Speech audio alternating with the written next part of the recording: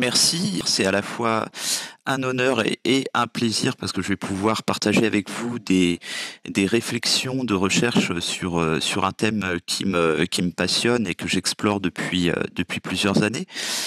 Alors, pour situer le thème, je vais d'abord me présenter. Donc, je m'appelle Philippe Tessier. Je suis enseignant-chercheur en économie, en poste à la faculté de médecine à Nantes et j'émarge dans une équipe de recherche qui s'appelle SPHERE, qui est une unité INSERM et qui est une unité pluridisciplinaire avec notamment des biostatisticiens, des cliniciens de différentes disciplines, des psychologues et en ce qui me concerne donc un économiste. Et l'un des thèmes de recherche, alors c'est pas le seul thème de recherche, mais l'un des thèmes de recherche de l'équipe porte sur ce qu'on appelle les PRO, les mesures rapportées par les patients. Et c'est donc un thème dont je vais parler aujourd'hui en lien avec les évaluations économiques, l'application des évaluations économiques en santé. Alors pour mieux me situer, il faut aussi que je vous dise que au-delà de mon activité de recherche au sein de la faculté, je fais aussi partie du service évaluation économique et développement des produits de santé du CHU de Nantes. Et donc, dans le cadre de cette activité, j'apporte une expertise pour la réalisation des évaluations économiques appliquées qui sont portées par les équipes du CHU de Nantes.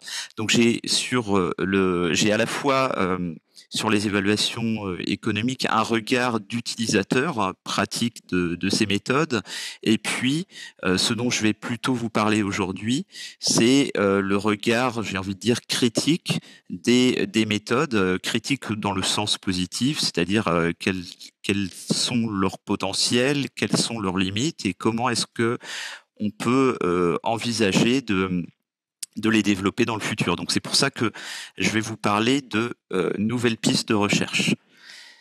Alors, mon point de départ, ça va être ce que l'on considère aujourd'hui comme étant l'indicateur phare des évaluations médico-économiques, c'est-à-dire les QALY.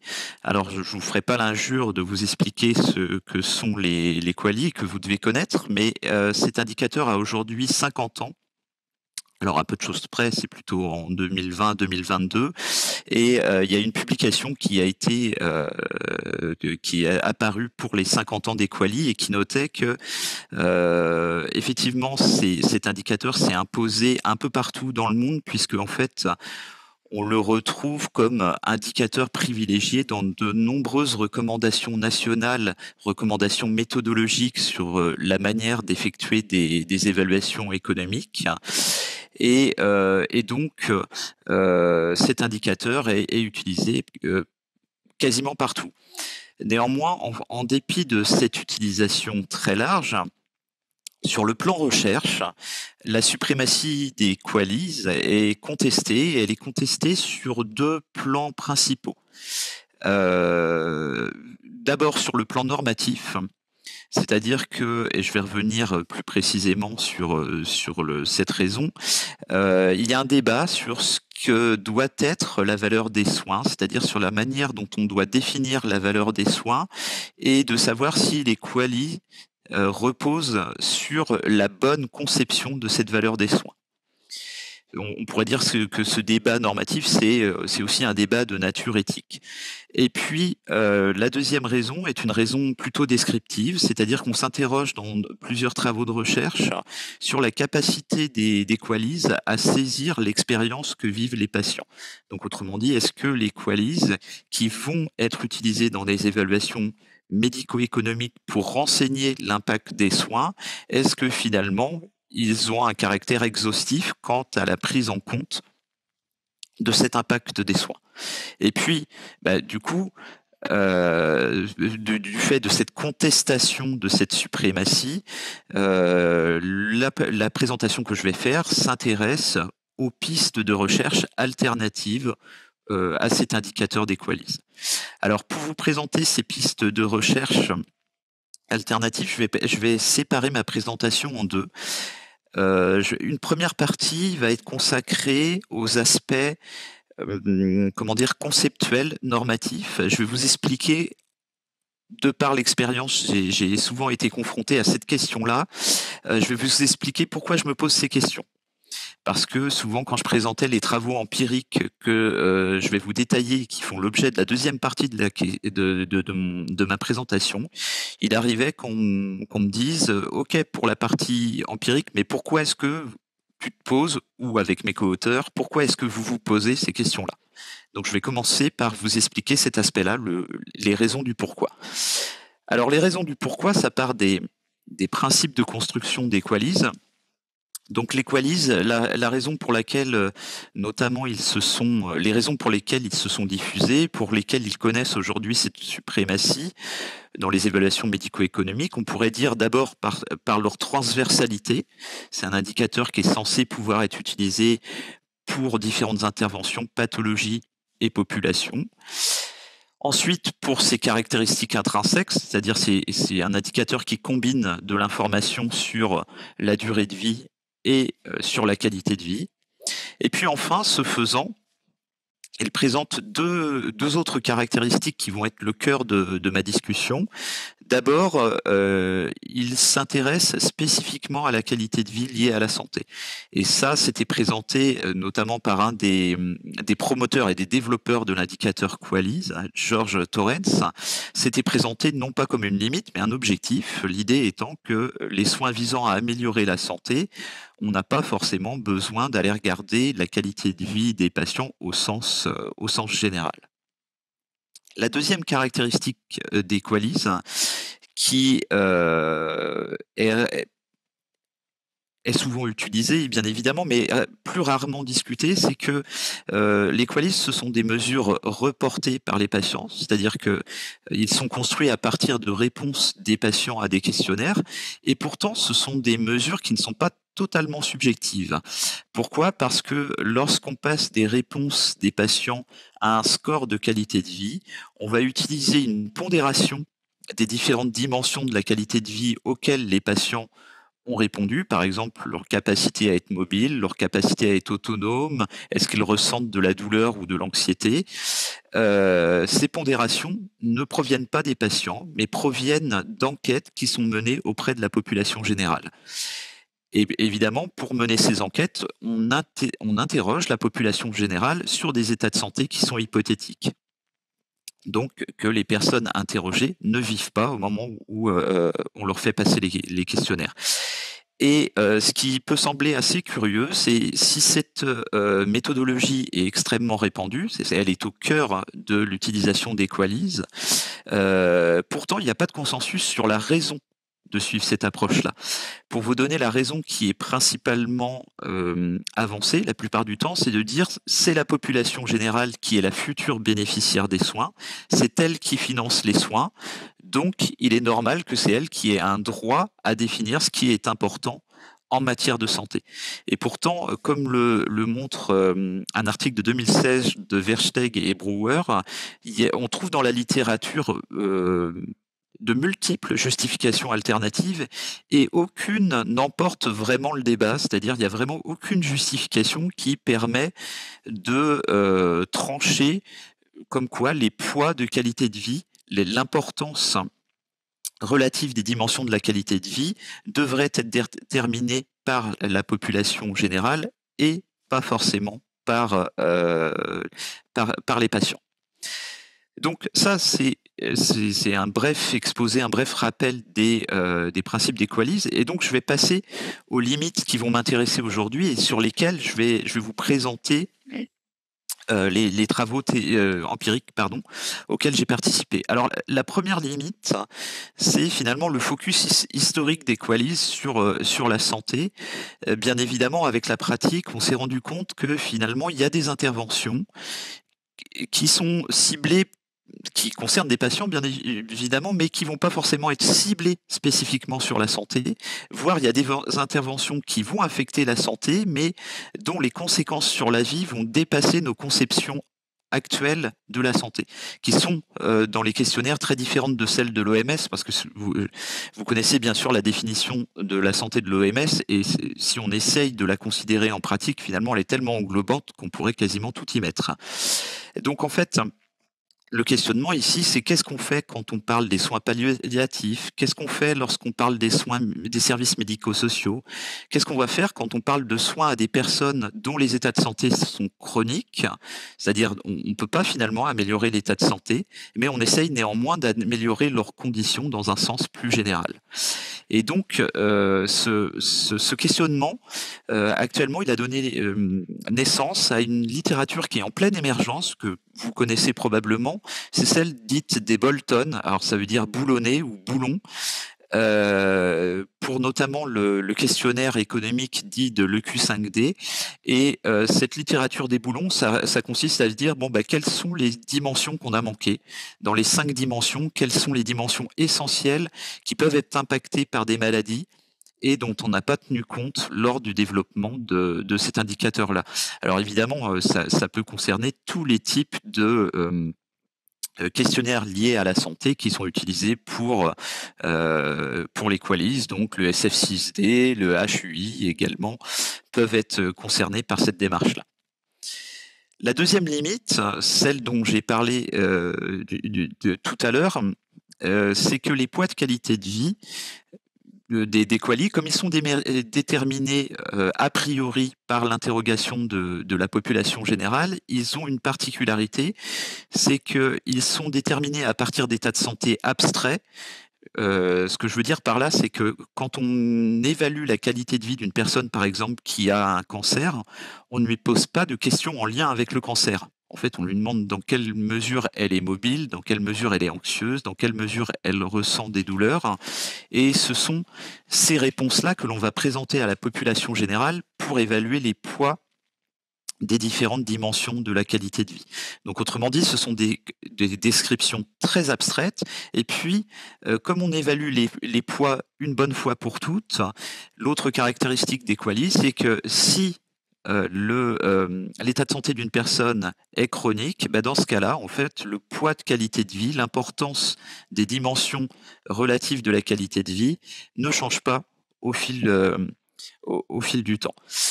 Et certains travaux suggèrent en fait que quand on met en balance les préférences anticipées des personnes et les expériences véritablement vécues par les patients, bah en fait, il y a des écarts sensibles entre les deux. Donc, ça questionne cette idée de faire construire les indicateurs de qualité de vie qui servent au calcul des qualis à l'aide de pondérations qui sont déterminées par la population générale sur des états de santé hypothétiques.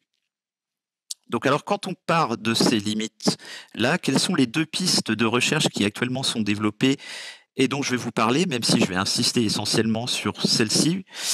La première, c'est la piste du bien-être subjectif. Alors le bien-être subjectif, c'est une expression qui est utilisée pour se référer à un ensemble de mesures. C'est assez hétérogène en fait d'une certaine manière. Des mesures cognitives, du bien-être cognitif, ce sont toutes les mesures de satisfaction qui sont soit liées à la vie en général, soit à un domaine de la vie en particulier, comme la santé dans le cas qui nous préoccupe. Ce sont aussi ce qu'on appelle des mesures du bien-être affectif. Donc dans ce cas-là, ça va être des mesures plus de court terme. On va évaluer les états émotionnels des personnes avec une distinction entre les états positifs et les états négatifs.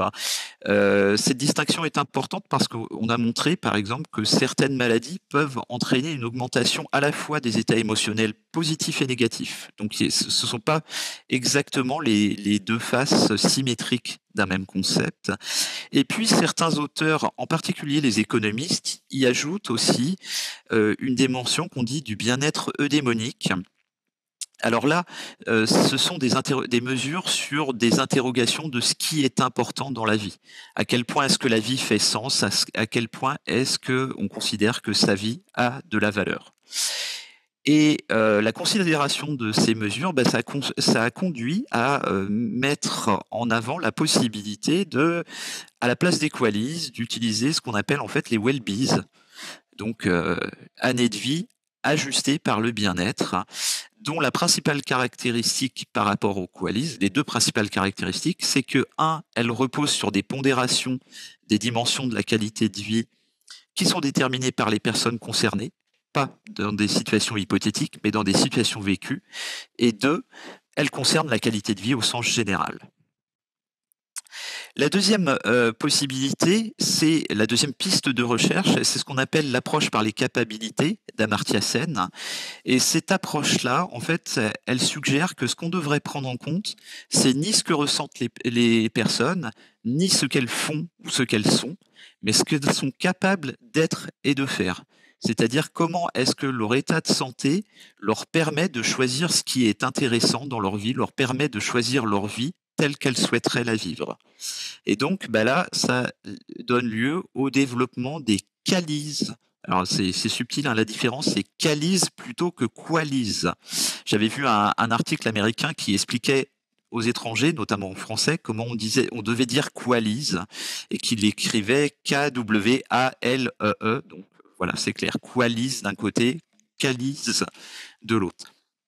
Alors pourquoi est-ce qu'il y a débat entre ces deux pistes de recherche? Vous allez voir, ce qui est étonnant, c'est qu'elles sont justifiées à partir d'un même argument, mais qu'elles le renversent complètement l'une l'autre.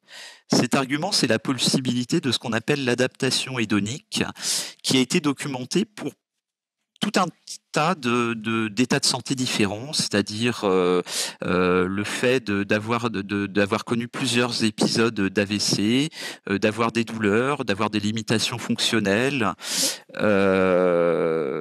ou bien un handicap physique notamment. Et donc, cette possibilité d'adaptation hédonique, c'est ce que l'on voit dans ces études-là, c'est que soit de manière complète, soit de manière partielle, le fait de vivre dans un état de santé chronique ou répété s'accompagne au fil du temps d'une amélioration du bien-être subjectif. Donc, il y a un décrochement entre la condition objective qui apparemment ne change pas et le ressenti qui, lui, change. Et ça conduit du coup à quelque chose d'étonnant, c'est du côté de l'approche des capacités, qui est développée par Amartya Sen, ça conduit à se dire, dans ce cas-là, on ne devrait pas évaluer la situation des personnes, les besoins relatifs des personnes, par rapport à ce qu'elles ressentent subjectivement, parce que ce ressenti subjectif est distordu par la possibilité d'adaptation. Et à l'inverse, d'autres auteurs comme Dolan et Kahneman, notamment, Kahneman qui est un psychologue, je vous rappelle, prix Nobel d'économie, eux disent, si, on devrait tenir compte de ce ressenti subjectif parce que justement, il va nous permettre de distinguer les situations dans lesquelles les personnes sont susceptibles de s'adapter et donc d'aller mieux alors même qu'elles ne vont pas mieux. Ce que je veux dire, aller mieux subjectivement alors même qu'objectivement, elles ne vont pas mieux. Et de distinguer les situations auxquelles on n'arrive pas à s'adapter. C'est d'autant plus intéressant qu'effectivement, les travaux empiriques montrent que certaines fois, on s'adapte à certaines choses et à d'autres, on ne s'adapte pas. Par exemple, il semblerait qu'on n'arrive pas à s'adapter aux acouphènes. Les acouphènes ont une répercussion constante sur la qualité de vie ressentie des personnes. Alors, je vous montre très vite, parce que moi, c'est quelque chose que j'aime beaucoup, et vous allez voir, c'est quelque chose d'assez étonnant. J'ai découvert une fable de La Fontaine à l'aide d'un auteur américain qui s'appelle John Elster. Alors, Elster est un auteur américain, mais francophile, il a vécu en France, et il a écrit un article qui s'appelle Raisin aigre, traduit en français, et dans laquelle il citait la fable que vous pouvez voir à l'écran, pour parler de ce qu'il appelait les préférences adaptatives. Vous voyez en fait un renard qui voit une grappe de raisins sauvages et qui souhaite manger ces raisins, mais ne pouvant pas les attraper, finalement il se dit qu'ils sont aigres et qu'il a bien fait de ne pas les manger.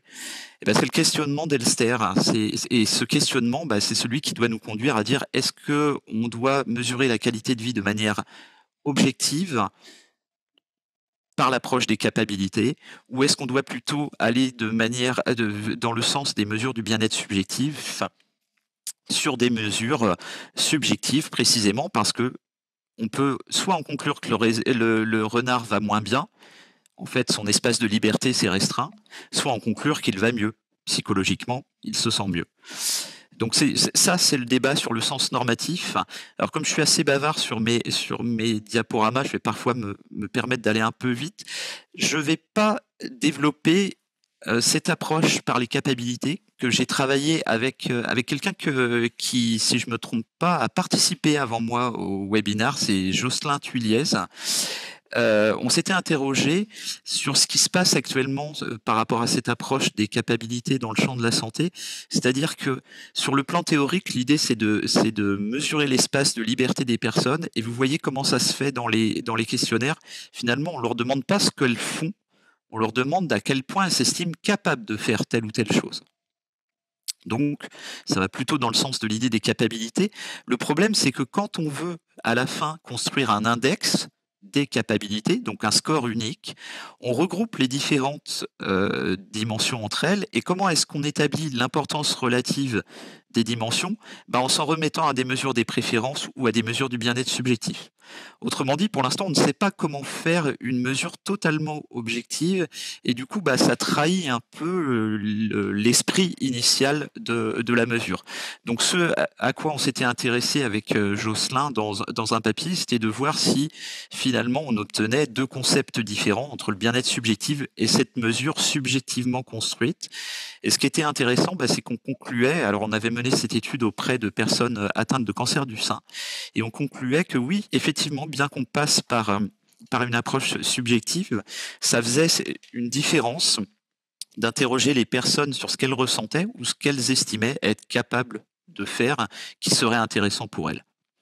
Donc cette approche-là, je ne vais pas la développer. Ce que je vais développer et vous présenter, c'est 3 études sur le bien-être subjectif et sur les limites des Qualis. Alors la première, voilà ce sur quoi on s'est interrogé. C'est une étude qui a été menée avec Véronique Sébille et Myriam Blanchin, qui sont deux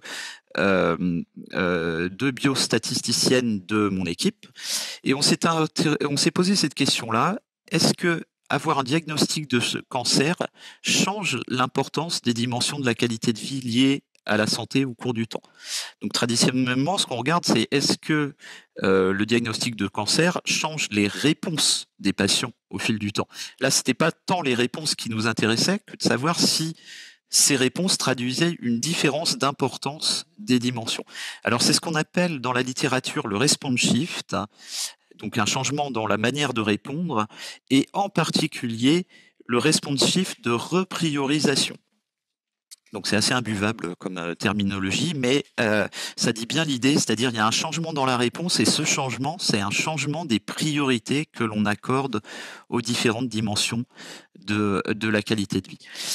Donc ce qu'on a fait, c'est on avait une étude de suivi, alors l'étude LK, c'est étude longitudinale des changements après le cancer. Donc, vous voyez, ça traduit bien l'idée.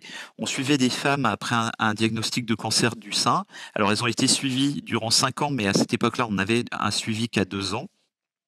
Et donc, on a des mesures de qualité de vie au moment du diagnostic à 1 an, à 2 ans. Et puis, vous voyez, on mesure des dimensions d'un questionnaire spécifique cancer, le QLQC30, des dimensions de la satisfaction liée à la vie, et puis on contrôle de certaines caractéristiques sociodémographiques. Et donc, l'idée, c'est qu'on régresse les dimensions de la qualité de vie liée à la santé sur la satisfaction liée à la vie, et on regarde à l'aide de termes d'interaction qui correspondent aux différents temps de mesure, si on a un changement de l'importance de ces dimensions au fil du temps. Alors avant de vous montrer les résultats des régressions, je voulais vous montrer l'évolution de la qualité de vie, parce que typiquement, c'est vraiment moi ce qui me questionne, ce que je trouvais intéressant. Sur le graphique ici, vous avez les scores en ordonnée. En abscisse, vous avez le temps. Et ici, vous avez les différentes mesures. Alors, je vous explique le paquet ici. Ce sont toutes les dimensions de la QLQC30. Donc, vous voyez, il y a une dimension physique, émotionnelle, cognitive, sociale, etc.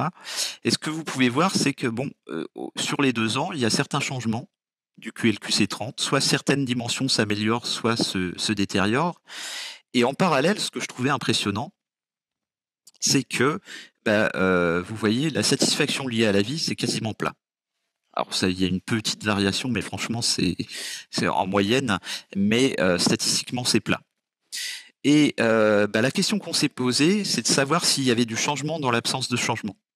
C'est-à-dire si ce plat-là, il peut s'expliquer en partie, non pas seulement par des mouvements ici, mais par une modification de l'importance de ces dimensions que l'on a ici. Et donc comment est-ce qu'on a fait ça? Comme je vous disais, on régresse les mesures de, la satisfaction liée à la vie sur les dimensions de la QLQC30 que vous avez ici, et puis ensuite on ajoute des termes d'interaction qui, mesurent l'impact au temps 1 et au temps 2, à l'année 1 et à l'année 2. Et ce que l'on voit ici, en fait, alors au seuil de 1 on n'a qu'un seul effet significatif, même il y a 2 autres effets au seuil de 10 mais ça on les commentait pas. C'est essentiellement, c'est qu'à 2 ans, on voit tout d'un coup une importance grandissante, significativement grandissante de la dimension sociale de la santé. Et en termes d'impact sur le bien-être. Et on trouvait ça particulièrement intéressant puisque ça rejoint quelques aspects qualitatifs que l'on peut retrouver dans la littérature, que certaines personnes disent que bah voilà, durant la phase des traitements, elles peuvent mettre en suspens leur vie sociale. Elles sont focalisées sur, sur leur santé, sur spécifiquement ce qui est en lien avec ce que les traitements essayent d'améliorer. Et puis à la fin des traitements, le retour vers une vie plus socialement épanoui, et donc cette dimension sociale pourrait prendre à nouveau de l'importance. Donc ce que montrait ce premier travail, selon nous, c'est que finalement, peut-être que l'impact de la maladie, c'est pas seulement des changements dans les niveaux fonctionnels de qualité de vie liés à la santé, ça peut aussi être une repriorisation de ces dimensions de qualité de vie liées à la santé. Et donc, bien évidemment, cette spécificité, elle est absolument laissée de côté par le modèle d'Equalis. Alors on a poursuivi avec d'autres co-auteurs ce questionnement, mais en l'adaptant à un autre contexte. Et là aussi, on s'est inspiré de résultats empiriques pour problématiser le questionnement. Ces résultats empiriques, c'est une très vaste littérature qui montre que le bien-être subjectif suit une courbe en U avec l'âge. Pour faire simple, on est heureux quand on est jeune et quand on est âgé. Et il y a un creux au milieu. Alors pour vous donner une indication, si jamais ça vous intéresse, le creux c'est 50-55 ans à peu près. Donc le minimum du bien-être subjectif. Donc on retrouve ça dans tous les pays, dans de très très nombreuses études. Il y a une revue impressionnante de la littérature qui est sortie en 2023 et qui montre à quel point c'est vrai. Et ça a même été montré en faisant le parallèle avec la consommation d'antidépresseurs qui fait le même U. Enfin, pardon, qui fait l'inverse évidemment, qui traduit le même U. Et donc, ce qui nous a intéressé dans cette étude, c'est de nous demander pourquoi est-ce que, parce que c'est considéré comme une énigme, pourquoi est-ce que finalement, passé un certain âge, le bien-être bien-être subjectif se met à nouveau à augmenter, sachant que, alors je vais vous brosser un tableau noir de la retraite, mais c'est comme ça que le présente la littérature. C'est à la retraite, on voit son revenu diminuer. À la retraite, pour beaucoup, on peut être veuve ou veuf. Et à la retraite, on commence à accumuler les problèmes de santé. Vu comme ça donne pas particulièrement envie d'être à la retraite. Mais donc c'est considéré comme une énigme. Beaucoup de travaux cherchent une réponse à ça et on s'est dit, nous, sans l'ambition de trouver une solution, on s'est posé une question spécifiquement liée à la santé. Finalement, est-ce que le fait que avoir des problèmes de santé, avoir des maladies chroniques devienne non plus une exception, mais finalement la situation normale avec l'âge, pourrait conduire à une atténuation de l'importance de la santé, de la contribution de la santé au bien-être subjectif? Et on a mené cette étude en se servant de la richesse d'une enquête que beaucoup d'entre vous doivent connaître, l'enquête SHARE, donc qui est une enquête européenne auprès des adultes de plus de 50 ans. Et l'intérêt de cette enquête, c'est qu'on avait les 3 types de mesures du bien-être subjectif, cognitif avec la satisfaction liée à la vie, des index des affects positifs et négatifs, des émotions positives et négatives, et aussi une échelle spécifiquement développée pour mesurer le bien-être eudémonique, donc avec des sous-dimensions, donc le contrôle, l'autonomie, la réalisation de soi et le fait de ressentir de la joie. Et ce que l'on a fait, c'est qu'on a régressé ces mesures du bien-être subjectif, ces 3 mesures, avec une mauvaise santé autodéclarée Et là aussi, on utilisait des termes d'interaction entre cette santé autodéclarée et la vague de mesures de l'enquête Cher, qui traduisait le temps qui passe, afin de voir si plus on vieillit, est-ce que l'importance des problèmes de santé, finalement, dans le bien-être subjectif s'atténue. Alors, je vais d'abord vous montrer les résultats chiffrés, puis ensuite, je vais le faire graphiquement pour creuser un des aspects spécifiques de la question. Alors, sur les résultats chiffrés, ce que vous pouvez voir ici, ce sont les termes d'interaction. Donc, la référence, c'est la première vague que l'on a utilisée, puis ensuite, les termes d'interaction. Comme c'est la mauvaise santé, un terme négatif qui s'accroît, ça veut dire que l'impact de la mauvaise santé sur le bien-être subjectif augmente. Et si, à l'inverse, c'est un terme positif, un coefficient positif, ça veut dire que l'impact diminue. Et donc, ce qu'on peut voir, alors, c'est qu'il y a des effets qui sont plutôt monotones enfin grandissants sur 3 formes du bien-être, c'est-à-dire que l'impact de la mauvaise santé, au contraire, avec le vieillissement, semble s'accroître pour les bien-être mnémoniques et affectifs.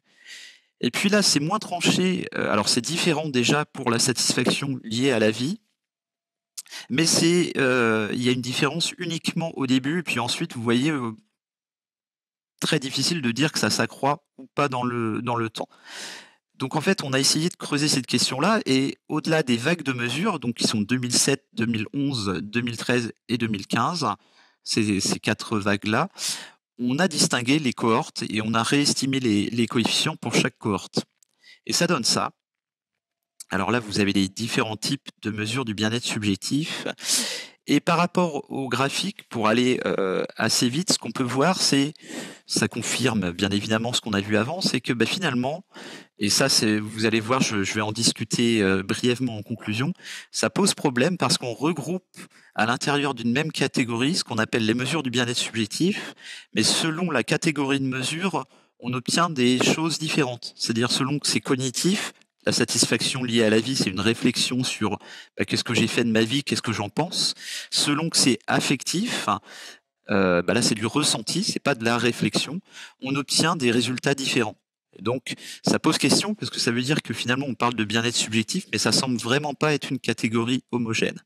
Et puis l'autre question qu'on avait, c'est que vous voyez, je vais prendre juste 2 exemples. Si on prend le bien-être mnémonique, il y a des nuances en fonction des cohortes, mais globalement, c'est plutôt un impact qui devient de plus en plus important au fil du temps.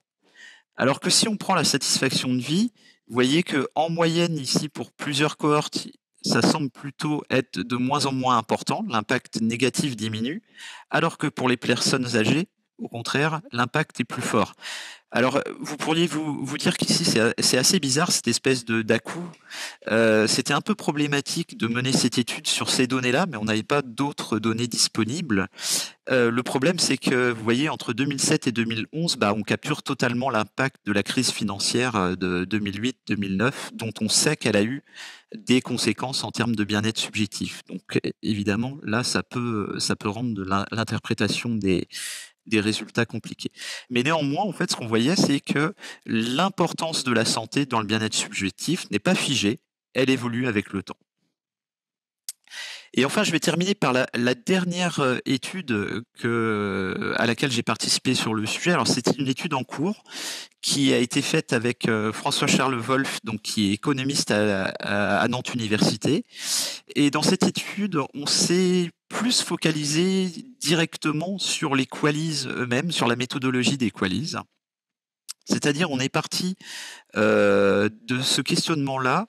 On s'est demandé si, alors nous, là, on a la mesure du SF6D dans l'enquête dont je vais vous parler, mais on s'est demandé si, est-ce que ces indicateurs de qualité de vie liés à la santé qui sont utilisés pour calculer les QALY, est-ce qu'ils capturent toutes les conséquences de la maladie chronique, des maladies chroniques, sur le bien-être subjectif des personnes? Il y a une petite littérature qui s'est intéressée à ça et qui obtient des résultats contrastés. C'est-à-dire certaines études disent que non. Finalement, ce qu'ils font, c'est qu'ils régressent des mesures du bien-être subjectif en introduisant comme variable des variables muettes qui indiquent le fait qu'une personne a ou non une maladie chronique, et en introduisant également une mesure de la qualité de vie liée à la santé, le Q5D ou le SF6D, par exemple. Et l'idée, c'est de voir est-ce que lorsqu'on contrôle de cette mesure de la qualité de vie liée à la santé, on a encore un effet significatif des maladies chroniques. Si c'est le cas, ça veut dire que l'indicateur de la santé ne capture pas tous les effets de la maladie chronique sur le bien-être subjectif. Donc certaines études disent que non, d'autres disent que oui, selon évidemment les enquêtes qui ont été utilisées. Et puis finalement, une grande enquête internationale qui dit ça dépend de la mesure de santé qu'on utilise. Certaines sont plus extensives que d'autres. Alors, avec François Charles, ce que l'on a fait dans cette étude qui est en cours de révision actuellement, c'est qu'on s'est intéressé à un aspect de la question qui n'était pas développé. On s'est demandé quelle est l'importance des effets directs et indirects dans ce questionnement-là. Ce qu'on appelle effet direct et indirect. L'effet indirect, c'est j'ai une maladie chronique, une partie va être capturée, une partie de son impact sur mon bien-être va être capturée par une mesure de la santé, c'est l'effet indirect. Et l'effet direct, c'est l'effet qui potentiellement subsiste quand on contrôle de la santé. Donc on s'intéresse à partager les deux effets, et puis on s'intéresse à autre chose aussi, c'est que la plupart des études existantes regardent si le fait d'avoir une maladie chronique a un impact sur le bien-être subjectif quand on contrôle de la santé. Or, quand on regarde les enquêtes, on a rarement une maladie chronique. On a souvent des maladies chroniques. Donc on s'est intéressé à l'impact de la multimorbidité et on n'a pas pris seulement les maladies chroniques isolément. Alors pour faire ça, on s'est servi de la seule enquête française qu'on a trouvée dans laquelle on avait beaucoup d'informations sur les maladies chroniques, même si c'était de l'information auto-déclarée, et dans laquelle on avait aussi des questions du SF36 qui nous permettaient de calculer le SF6D. Alors on utilise des pondérations anglaises puisqu'il n'y a pas de poids français pour cet indicateur-là, et on avait également une question sur la satisfaction liée à la vie. Alors ce que l'on fait, c'est que on utilise une analyse de médiation, c'est-à-dire qu'on fait deux régressions. L'une qui régresse la variable SF6D, donc pour savoir dans quelle mesure la maladie chronique a un impact qui va aller sur le bien-être, mais qui va passer par le SF6D, donc qui va être capturé par la mesure de santé. Et une deuxième régression pour savoir finalement est-ce qu'il reste un effet qu'on peut dire résiduel ou direct qui ne passe pas par le SF6D. Et donc voici les résultats. Alors dans un premier temps, je vais aller très vite pour terminer à peu près dans les temps, mais ça c'était juste un modèle Probit dans lequel on s'est intéressé à l'impact de la multimorbidité, et donc vous voyez que effectivement, confirmant ce à quoi on pouvait s'attendre, l'impact sur le bien-être subjectif augmente pas seulement avec la nature de la maladie, mais avec le cumul des maladies. Et donc, voilà ce qu'on obtient. Vous allez voir, ça donne quelque chose d'assez étonnant. Quand on regarde l'impact direct et indirect de la maladie chronique, des maladies chroniques, sur la satisfaction liée à la santé. Et vous voyez ici, en fait, ce que l'on retrouve, c'est qu'il y a bien des effets directs, des effets directs et des effets indirects. Que lorsque on s'intéresse à la maladie mentale, l'essentiel de l'effet est indirect. C'est-à-dire que les questionnaires de qualité de vie liés à la santé semblent peu tenir compte de l'impact de la maladie mentale. Et surtout, on a toujours un effet direct, décidément, je vais y arriver, un effet direct important lorsque on a un cumul de la maladie mentale avec une autre maladie chronique. Et dans cette enquête handicap santé, la majorité des personnes qui déclaraient avoir un problème mental chronique, d'anxiété et de dépression chronique, s'étaient associées à une autre maladie chronique. Donc ça venait rarement seul. Et le caractère dont je voulais vous parler, qui est particulièrement étonnant, c'est celui-ci, sur lequel j'ai pas d'explication à vous donner, si ce n'est que vous savez probablement que dans la littérature, on sait qu'il y a des différences genrées en termes de qualité de vie mentale, et on retrouve ça. Regardez ici, en fait, quand on regarde la maladie mentale, tout l'effet de la maladie mentale passe de manière directe chez les hommes, c'est-à-dire que le SF6D ne capture aucun effet de la maladie mentale chez les hommes, alors qu'à l'inverse, chez les femmes, il capture tout l'impact des problèmes de qualité de vie mentale. Donc c'est quelque chose d'assez étonnant, même si d'une certaine manière ça va dans le sens de ce que dit la littérature. Je vous avoue qu'on n'a pas trop d'explications sur cet aspect-là. Alors pour conclure sur ces questionnements-là, finalement, qu'est-ce qu'on a? C'est que quand je collige ces différentes choses, c'est que les mesures du bien-être subjectif donnent une image de l'impact des maladies qui est très différente de ce que proposent les Qualis. D'abord, ça permet de montrer que l'importance des dimensions de la qualité de vie peut changer, de la qualité de vie liée à la santé peut changer au fil du temps ou suivant un diagnostic de maladie, et que, globalement parlant, l'importance de la santé dans la vie des personnes peut changer aussi.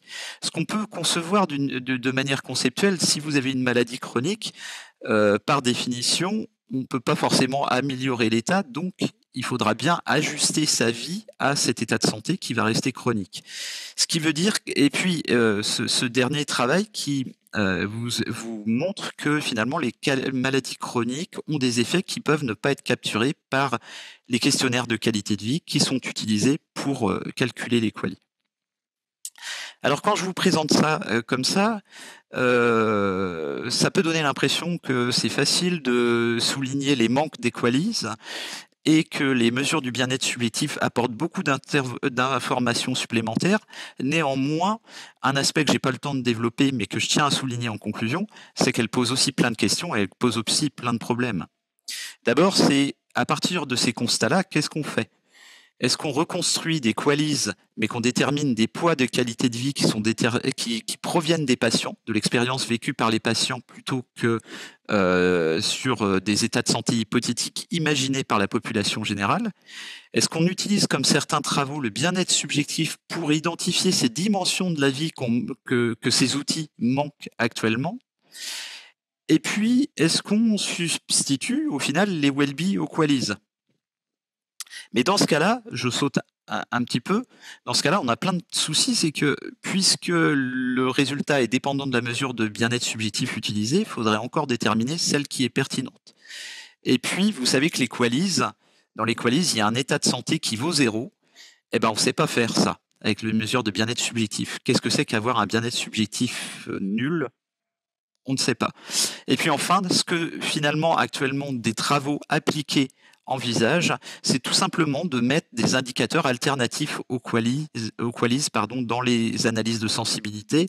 Mais bien évidemment, vous savez le souci que ça pose, c'est plus on va utiliser une mesure, plus on a des chances ou de risques, ça dépend comment on le prend, d'avoir des conclusions divergentes. Et donc le grand questionnement, qu'est-ce qu'on conclut à partir d'indicateurs qui donnent des informations divergentes?